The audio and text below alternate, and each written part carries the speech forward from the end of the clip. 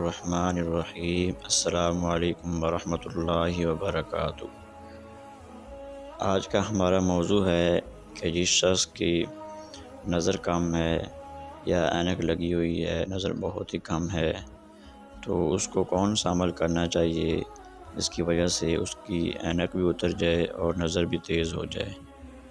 تو یہ بہت ہی آسان عمل ہے۔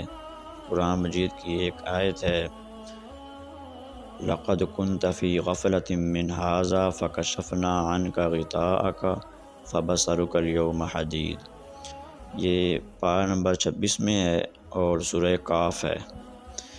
یہ آپ نے ہر نماز کے بعد 3 مرتبہ پڑھنی ہے اور پڑھ کر ہاتھوں پر پھونک مار لینا ہے، یعنی ہاتھوں پر دم کر کے پھر ہاتھوں کو آنکھوں پر پھیر لینا ہے۔ یہ آپ نے ہر نماز کے بعد 3 مرتبہ ایسے ہی عمل کرنا ہے۔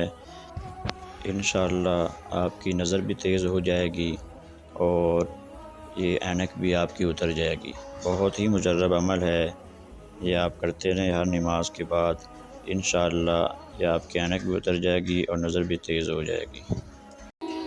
ویڈیو پسند آئی ہو تو لائک اور شیئر ضرور کریں اور ہمارے چینل کو بھی سبسکرائب کر دیں۔ جزاک اللہ۔